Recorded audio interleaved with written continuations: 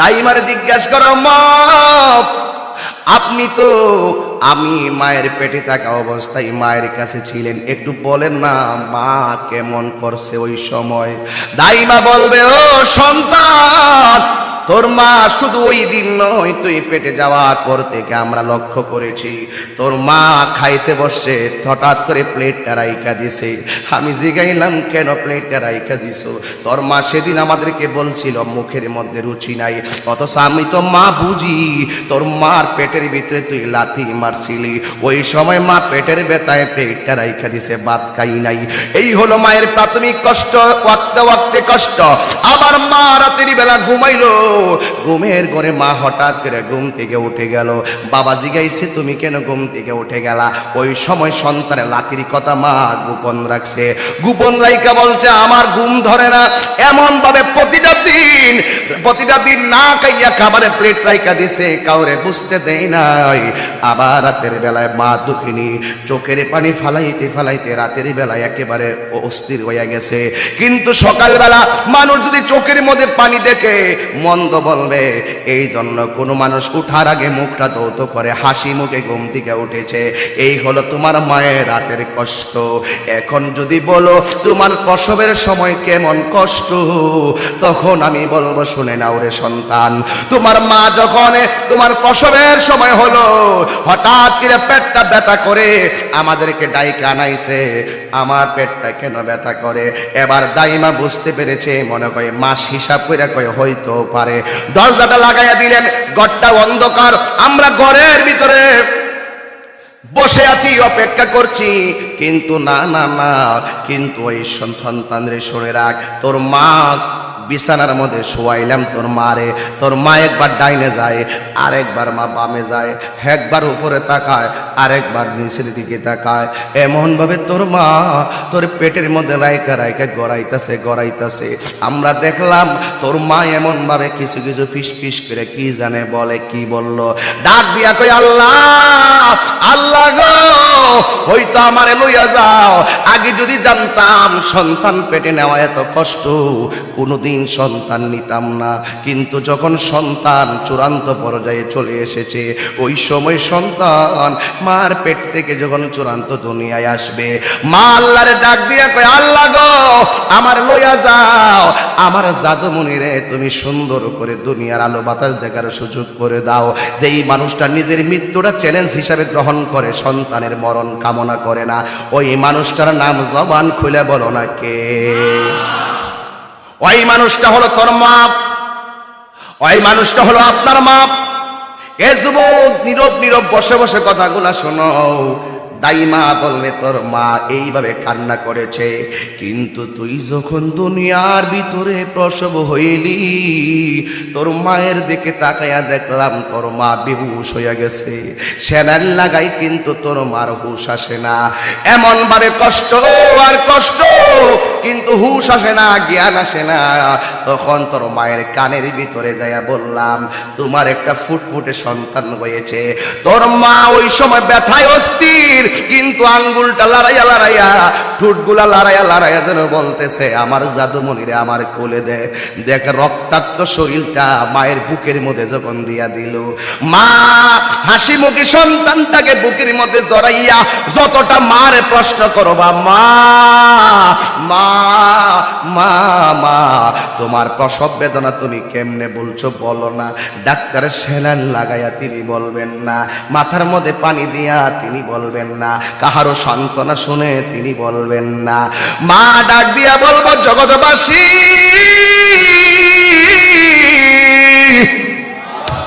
দুনিয়ার কোন সান্ত্বনা পানি আমার প্রসব বেদনা বুলাইতে পারে না। একটা মাত্র কারণে পাহাড় পরিমাণ প্রসব বেদনা ভুলে গেলাম, এটা হলো কি জানোনি?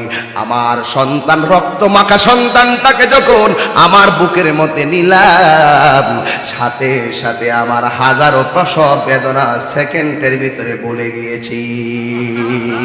আর জবান খুলে কন্যা আল্লাহু আকবার। জান্নাতের চাবি আমার মা, মা গো জান্নাতের চাবি আমার মা। মা যার বেঁচে নাই তার মতো দুঃখী নাই, মা যার বেঁচে নাই তার মতো দুঃখী নাই, খালা ফুফু মায়ের মতো না। মা গো জান্নাতের চাবি আমার মা, মা মা গো জান্নাতের চাবি আমার মা। একটা জবান বন্ধ রাখবেন না, চিৎকার মেরে বলুন আল্লাহু আকবার। আমার যুবক ভাইরা, আমার মুরব্বী আব্বারা, কথাই তো কথাই মনে হইয়া গেল।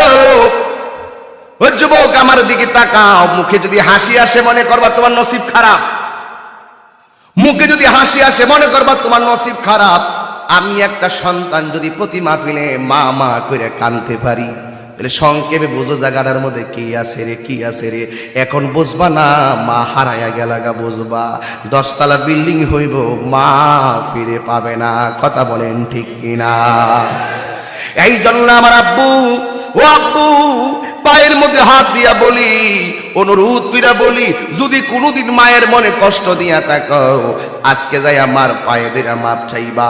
এখন অনেক ছেলেরা চোখের পানি ফালাইয়া কাঁদবো, যে আমার পোলা মাসুদ মিয়া আছে এখানে, এই ছেলেটার মাও নাই বাবাও নাই। যেখানে মা বাবার কথা বলি পাগলের মতো রইয়া যায়। বাড়িতে কিন্তু বিল্ডিং আছে, কিন্তু মা মা মা মা নাই, মা নাই। আমি নিজেও গিয়েছি তার বাড়িতে, কিন্তু তার মা দুনিয়াতে নাই। যার মা নাই তার টাকা পয়সায় শান্তি নাই। এই জন্য মায়ের মতো দরদি আর পৃথিবীতে কাউরে খুঁজে পাবে না। কথা বলেন ঠিক কিনা? যে দুঃখিনী মা,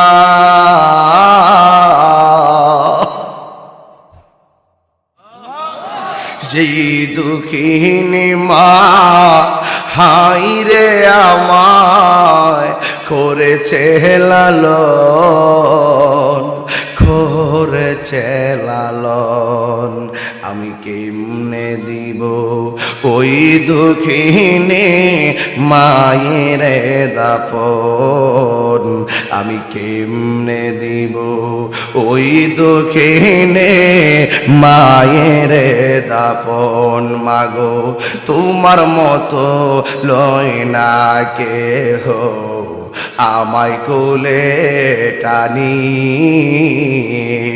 আঁচল দিয়ে মোচে নাকি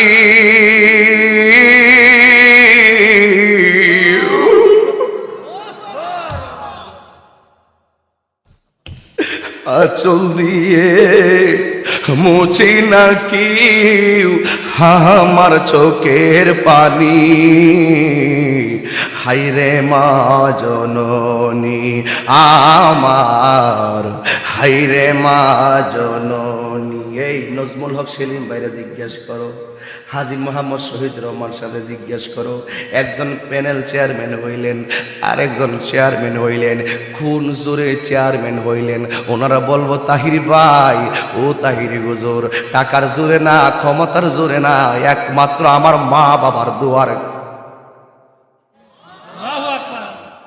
হে যুবক, মার দোয়া থাকলে তুই জিরো থেকে হিরো হবি। Challenge challenge challenge. মার দোয়া থাকলে দেখবি তুই যে কি হইছিস বুঝতে পারবি না। মারে ধমক দিয়ে কথা কইও না, মারে ধমক দিয়ে কথা কইও না। মা কেমন জিনিস জানো নি? মা এমন একটা বিষয়, যে একটা মহিলার পেটের ভিতরে বাচ্চা ছিল, হসপিটালের মধ্যে নেওয়া হলো। বাচ্চাটা কথাটা প্রাইমারিলি বলি, মা কেমন ধন।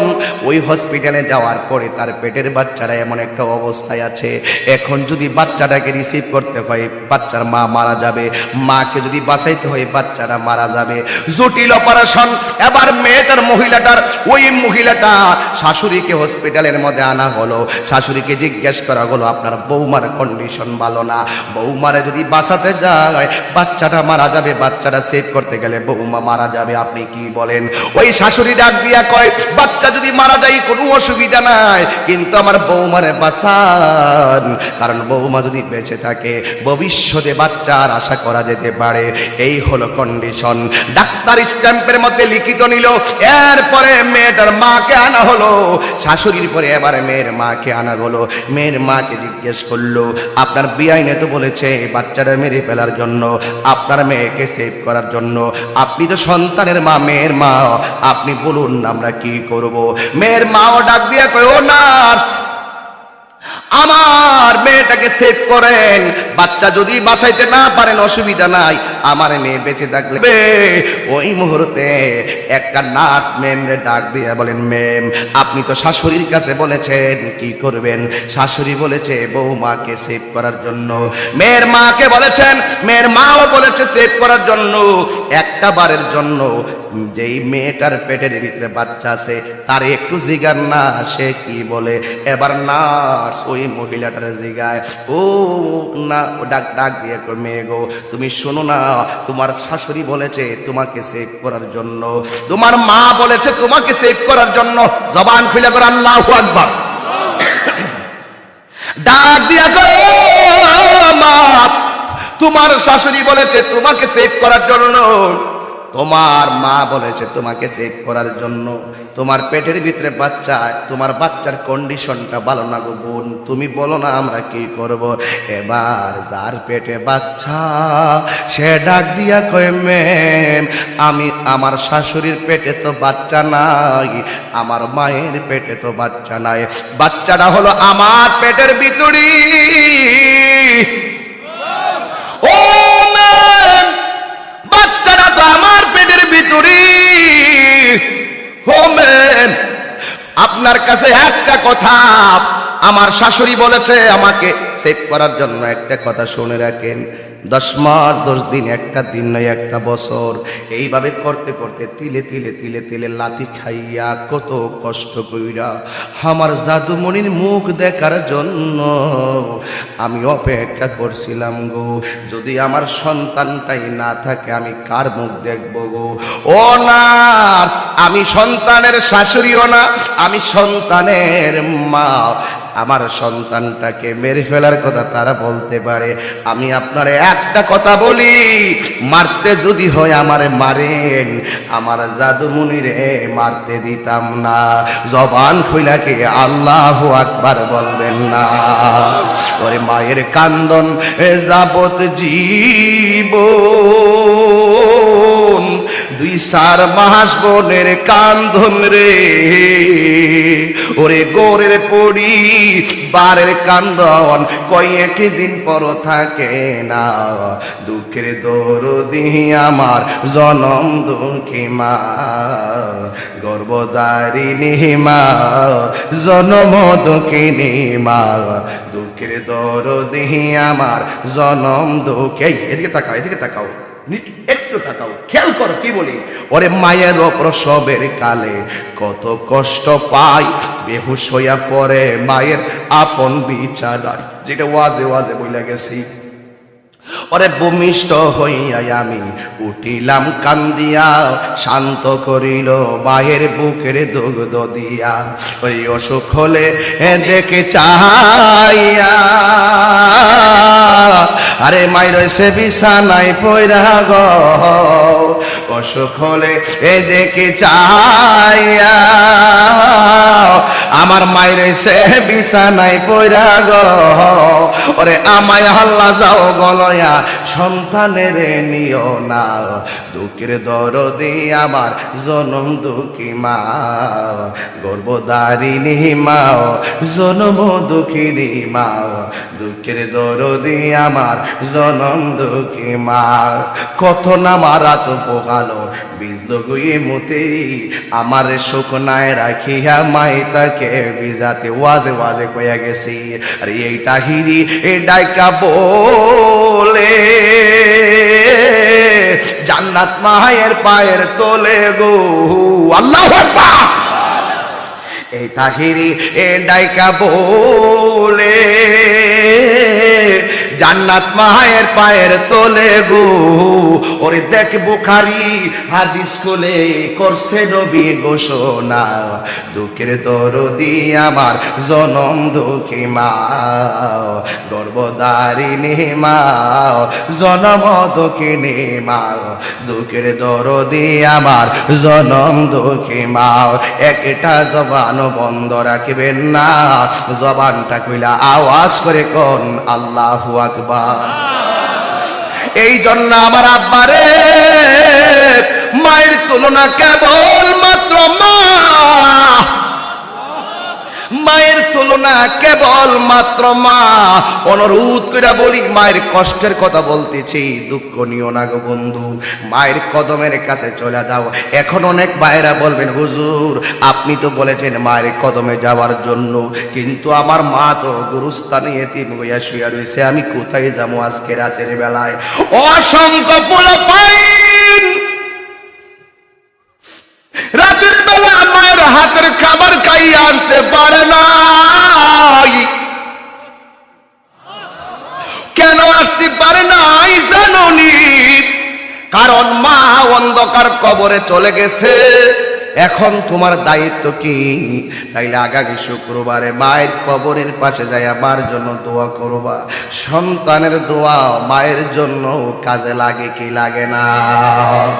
হযরত ঈসা আলাইহিস সালাম একদিন রাস্তা দিয়ে যাইতেছে, হঠাৎ করে তাকায়া দেখতেছে কবরের ভিতরে জাহান্নামের আগুন দাউ দাউ করে জ্বলতেছে। এবার ঈসা আলাইহিস সালাম জাহান্নামের আগুন যখন দাউ দাউ করে জ্বলতেছে দেখার পরে চিন্তিত হয়ে গেলেন। ঈসা আলাইহিস সালাম পরের দিন আবার এই কবরের পাশ দিয়া যাইতেছেন, তাকায়া দেখতেছেন যে কবরের ভিতরে আগের দিন জাহান্নামের আগুন জ্বলছিল, ওই কবরের ভিতরে পরের দিন আবার জান্নাতের বাতি জ্বলতেছে। এই আওয়াজে মানি না, জবান খুলে বলো সুবহানাল্লাহ। জাহান্নামের আগুন ধরাইছিল কে? আবার জান্নাতের আলো জ্বালাইল কে? সবই তো আল্লাহ। নাফরমানি করলে আগুন ধরাইব, আর ভালোবাসলে আল্লাহ পাক জান্নাতের বাগান বানাবে। এবার ঈসা পয়গম্বর আগের দিন দেখলেন কবরে জাহান্নামের আগুন, খুব মনোযোগ, আগের দিন দেখলেন জাহান্নামের আগুন কবরে জ্বলতেছে। ও বন্ধু,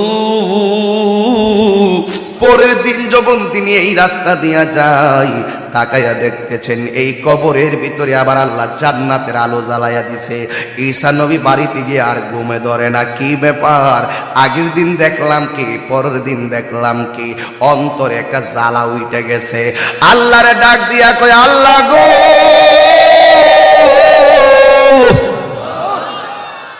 ও আল্লাহ, আগের দিন দেখলাম কবরে আগুন জ্বলে, দ্বিতীয় দিন দেখলাম নূরের বাতি জ্বলে, তার কারণটা কি? আল্লাহ ডাক দিয়ে কই, ও ঈসা রে, এই লোকটা যখন মারা যায় তার স্ত্রীর পেটের ভিতরে সন্তান ছিল, স্ত্রীটা প্রেগন্যান্সি ছিল, হামেলা ছিল। এই জন্য লোকটা মারা যাওয়ার পরে ওই সন্তানটা মায়ের পেট থেকে ভূমিষ্ঠ হয়েছে। ছোটবেলা মার কাছ থেকে যখন একটু বড় হলো, তার মা, বাচ্চার মা এই সন্তানটার মসজিদের হুজুরের কাছে কোরআন সবক দিতে নিয়ে গেছে, আরবি সবক দেওয়ার জন্য নিয়েছে। মসজিদের ইমাম সাহেব যখন তারে কোরআনের অক্ষর সবক দিয়েছে, আল্লাহ রাব্বুল আলামিন ওই সন্তানের কোরআন তেলাওয়াতের সবকের কারণে তার বাবার জাহান্নামের কবরটাকে জান্নাত বানায়া দিছি। এই আওয়াজে মানি না, জোরে বলো আল্লাহু আকবার। এর দ্বারা বুঝি সন্তান যদি দুনিয়ায় কোনো পাপ কাজ করে, সন্তানের বাবার উপরে প্রভাব গিয়া পড়তে পারে। সন্তান যদি মা বাবার জন্য দোয়া করে, নেক আমল করে, ওই মা বাবার কবরে আল্লাহ বকশিশ পাঠাইয়া দে। কথা বলেন ঠিক না? এই জন্য যুবক, সন্তান, এদিকে তাকাও, সন্তান হইবা আদর্শ সন্তান হও। আজকে রাতের পর থেকে মায়ের কদমে পড়ো। মা যখন তাহাজ্জুদের নামাজ পড়া তোমার জন্য আল্লাহর কাছে দোয়া করবে, মার দোয়ার ধরনটা কি দেখো। বউ তোমার লাগে দোয়া করব, আমি দোয়া করি স্বামী আমরা যেন গুলশানে একটা বাড়ি করতে পারি, এটা বউর দোয়া। বউ দোয়া করবো স্বামী এটা ডিপিএস করেন, কামে লাগবো। বউরে ডাক দিয়া কইব, স্বামী ঈদ আসছে চলুন বসুন্ধরায়, কিন্তু একটা মানুষ মার্কেটে যাইতে আপনারে বলবে না, সেই মানুষটা হলো তোমার মা। আমার ছেলের টাকা নষ্ট হবে, ঠিক কিনা বলে? খবরদার, সাবধান করে দিলাম। বউ দোয়া করব, টাকা জমা একদিন বড় বিল্ডিং করুম, টাকা জমা একদিন এটা করবো। আর মা দোয়ার কেমন দেখো, মাও কিন্তু সন্তান ভবিষ্যতে উন্নয়ন হোক, মা বাবা কিন্তু চাই সন্তান টাকার মালিক হয়, কিন্তু মায়ের চাওয়াটা মায়ের মতই হয়। মা আল্লাহরে ডাক দিয়ে কইবে, আল্লাহ আমার ছেলের টাকা দাও, বিল্ডিং বানাইবার জন্য নয়। আল্লাহ আমার সন্তানকে টাকা দাও, আমার সন্তান জমি কেনার জন্য নয়। আল্লাহ আমার সন্তানকে টাকা দিও, সন্তান বাড়ি করার জন্য নয়। আল্লাহ গো আমার সন্তানকে তুমি টাকার মালিক বানাও, যেন বছরে বছরে মদিনায় যাইয়া আমার নবীরে সালাম দিতে পারে। আল্লাহু আকবার।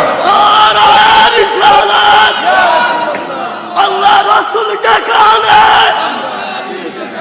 কুরআন সুন্নাহ যেখানে, মা বাবা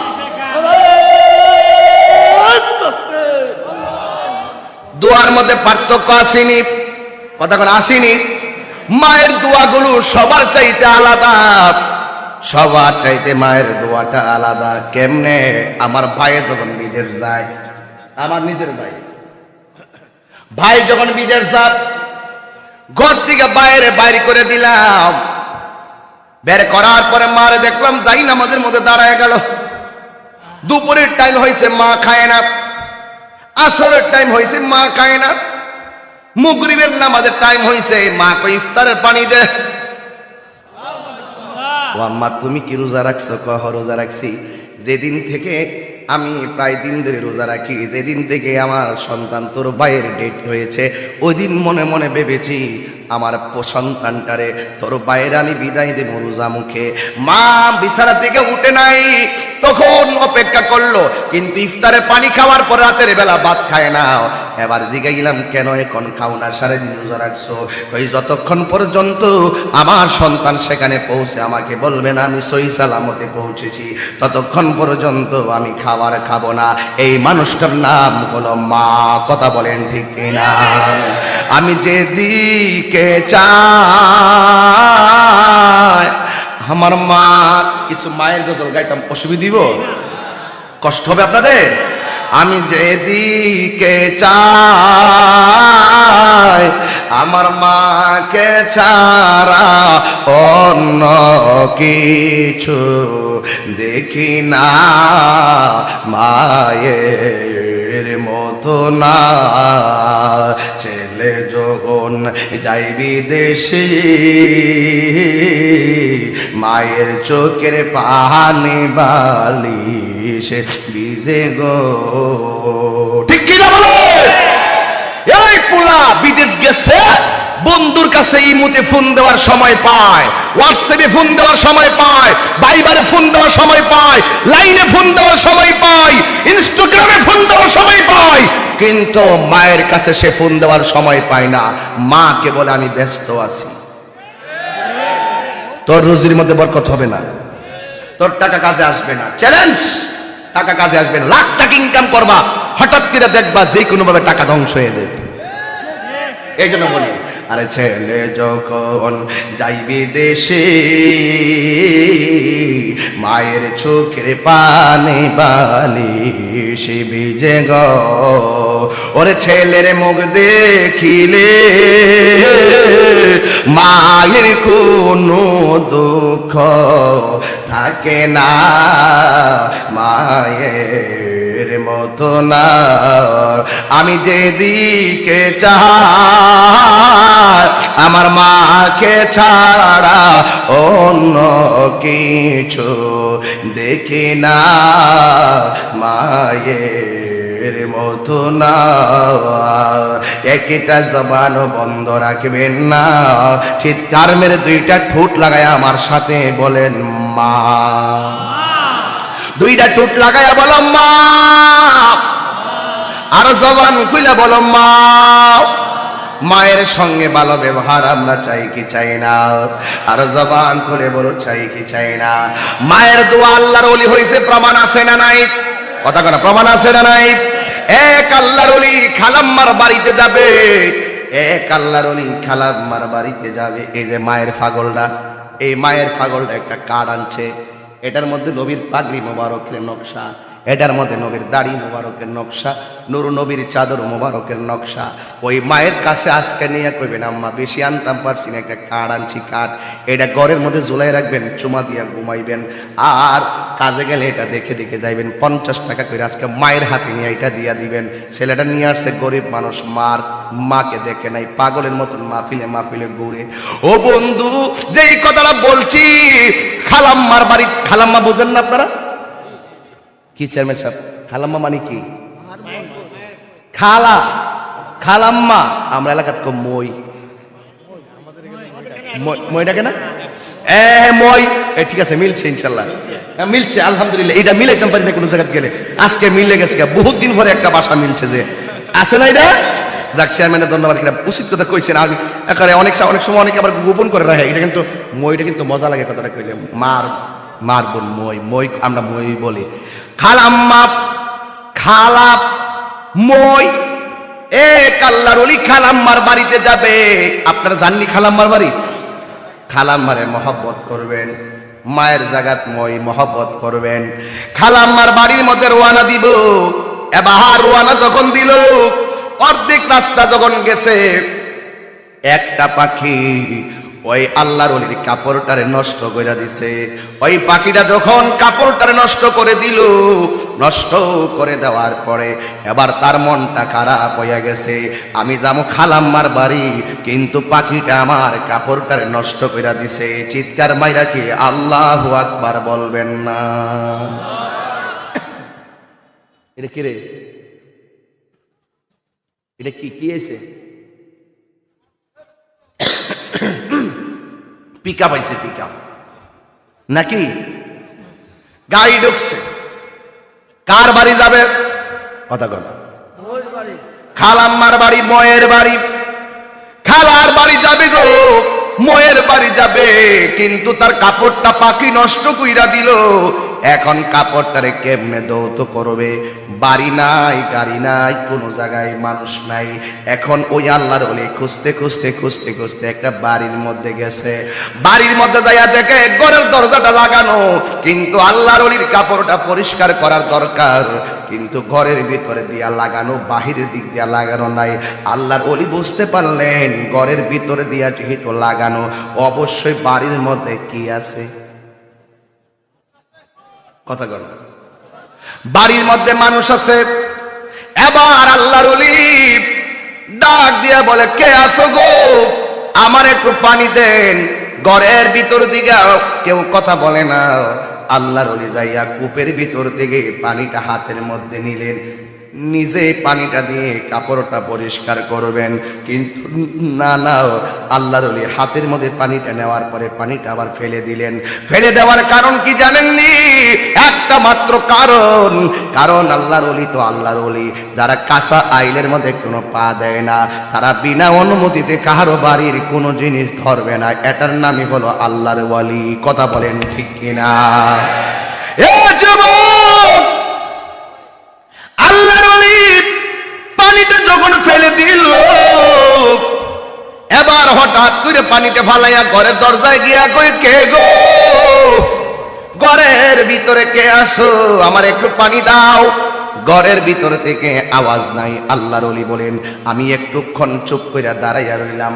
দাঁড়াইয়া দেখতেছি ঘরের ভিতরে একটা মহিলা কোরআন তেলাওয়াত করতেছে।